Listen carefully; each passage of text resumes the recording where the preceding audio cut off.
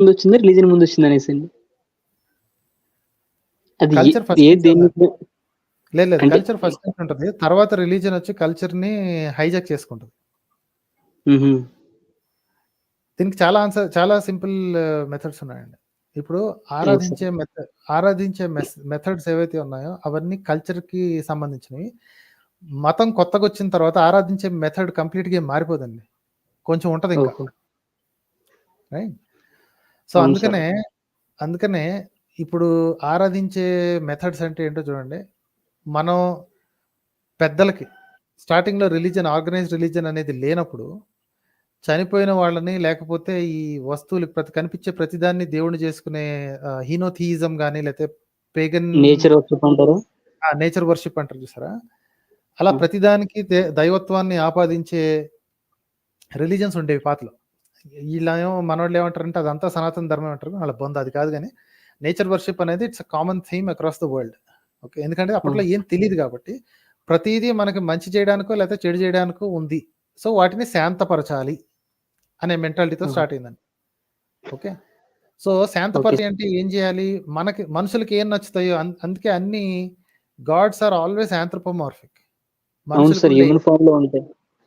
మనుషులకుండే emotions ఉంటాయి. పోనీ కనీసం ఈ ఏంటి రూపం లేని అల్లా ఉన్నాడు కదా! మన ఇస్లాంలో. అవునండి. ఆ యెస్. క్యాండిడేట్ కూడా కోపతాపాలు, దయాదాక్షిణ్యాలు, మంచి చెడులను చూడటం ఏంది మనుషులకుండే కాన్సెప్ట్ అంతా ఆ దేవుడికి కూడా పెట్టుకుంటారు. వాళ్ళకుంటది. సో, మనుషులు ఎప్పుడైనా దేవుడిని తయారు చేసుకున్నప్పుడు they always invent in their own image. కానీ తర్వాత సిగ్గు లేకుండా రివర్స్‌లో చెప్తారు. దేవుడే తన ఇమేజ్‌లో మనల్ని తయారు చేసాడు అని చెప్పుకుంటారన్నమాట. అది ఆ మతాలైనా మన ఈ సనాతన ధర్మంలో ఉన్న స్టోరీస్ అయినా సరే it's always like that. They sir have human characteristics. Sir ఒకవేళ ఓకే. యానిమల్స్‌కి మైండ్ ఉండి, చేతిలో పెన్ పెడితే రాయగలిగితే యానిమల్స్ గూడా గాడ్ ఎలా ఉంటారండి? యానిమల్సే కదా! వాటి గాడ్ వాటిలానే ఉంటదండి. ఇప్పుడు కాక్రోచ్‌లు గనక గాడ్‌ని తయారు చేసుకుంటే కాక్రోచ్‌నే గాడ్‌గా చూసుకుంటారు. ఇంకో కాక్రోచ్‌నే అవును. గాడ్‌గా తీసుకుంటారు. మేబీ దానికి ఇంకొక 18 కాళ్ళు ఉండొచ్చేమో. అవునండి. అవును. రైట్.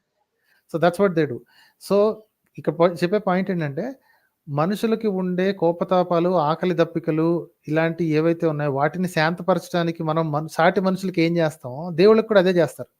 అందుకనే అవును. ఎడారిలో ఉండే మతాలు ఆహ్, కుర్బానీ అని, ఆ కుర్బానీ అనంగానే ఓన్లీ ఇస్లాం అనుకోమాకండి. ఈ ఈ క్రైస్తవం అంతకుముందున్న యూద మతం వాటిలో కూడా ఈ హ్మ్. సాక్రిఫైస్ ఉంది. యానిమల్ సాక్రిఫైస్ ఉంది. దేవుడికి నోరు లేదు, చేతులు లేవు, కాళ్ళు లేవు. అయినా సరే మరి సాక్రిఫైస్‌ని ఏం చేసుకుంటాడండి? అవునులెండి. కోసుకున్న తర్వాత అక్కడ చుట్టుపక్కల ఉన్న మనుషులు పీక్కు తింటారు అది. So, that's part of the culture అన్నమాట. అంటే ఆకలి. ఓకే. ఆకలిని దాన్ని రిచువలిస్టిక్‌గా తయారు చేయటం. ఓకే. ప్రతిదానికి ఒక బర్న్ట్ ఆఫరింగ్ అనేది ఇవ్వటం. మన దగ్గరేమో అన్ని రకాల జంతువులను కోసుకు తినటం. ఖడ్గమృగాలతో సహా, అలిగేటర్స్‌తో సహా, క్రొకోడైల్స్‌తో సహా అన్నిటిని కోసుకు తినటం. రైనోసెరస్‌ని, హిప్పోపోటామస్‌ని కూడా వదలరు మనోళ్ళైతే. రైట్. సో, ఇలాగా అన్నిటిని కోసుకు తినటం. ఆ తర్వాత దాన్ని దేవుడికి నైవేద్యంగా అర్పించటం అనేది అలవాటైంది. So, religion has hijacked the common human కల్ ఎమోషన్స్. ఆకలి అనేది కామనే. హంటింగ్ చేసుకోవడం, అవునండి. తినడం కామనే. కానీ దాన్ని దేవుడికి అర్పించి తర్వాత కుమ్ముతారు వీళ్ళు. అవునండి. అంటే రైట్. సో, ఏదో కాబట్టి culture is always there and it keeps changing. Culture అనేది ఆబ్వియస్‌లీ సమయానుకూలంగా మారుతూ ఉంటుంది. ఈ ఈ సార్ రిలిజియన్ అనేది ఆ రిలీజియన్ కల్చర్‌ని పట్టుకెళ్తుంది. చెప్పండి సార్. ఇన్‌ఫ్లూయెన్స్ అనేది ఉంటదంటారా? ఇన్‌ఫ్లుయెన్స్ గ్యారంటీగా ఉందండి. Religion actually uses culture as a mechanism and then వాళ్ళ సొంత ఆచారాలన్నిటిని యాడ్ చేస్తా ఉంటది. Religion is always a parasite అండి. అది అవును. సింగిల్‌గా ఎప్పుడూ బతకలేదు. మనుషుల మెదడులో మాత్రమే బతుకుతుంది ఆబ్వియస్‌లీ. మనుషులుంటేనే మతం ఉంటుంది.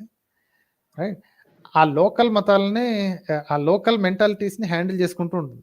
ఒక ఫేమస్ కథ ఒకటి చెప్తారు. ఇది ఎంతవరకు కరెక్టో తెలీదు గానీ ఆహ్, క్రిస్టోఫర్ హిచెన్స్ ఒక కథ చెప్తాడనమాట. ఒకానొక ఐలాండ్‌లో గొర్రెలనేవి లేవు. ఓకే. అవును. ప్రపంచంలో ఒకానొక ఐలాండ్‌లో గొర్రెలు లేవు. క్రిస్టియన్ మిషనరీస్ అక్కడికెళ్ళినప్పుడు, "ఓ నా గొర్రెల్లారా" లేదా ఏదేంటి "ఓ నా ఆహ్, పాపులైన గొర్రెల్లారా" అని మొదలుపెడతారు గదా! In English they have whatever they have right. ఆళ్ళకి గొర్రెలు లేవు. సో, కాబట్టి వాళ్ళకి తెలియక వాళ్ళు ఏదైతే గొప్పగా చూసుకుంటారో ఆ యానిమల్‌ని వాడాలనిపించి అక్కడ పందులు ఎక్కువ పెంచుకుంటారు. సో, కాబట్టి "ఓ నా అవును. పందుల్లారా" అని తీసుకున్నాడంట. So it always takes the local flavor. Okay, and there are Muslims in many countries, not the Middle Eastern ones, many countries who have no problem with pork. అవును, ఇండోనేషియా తింటారండి, మన ఈస్ట్ ఏషియా మొత్తం తింటారు అనుకుంటానండి.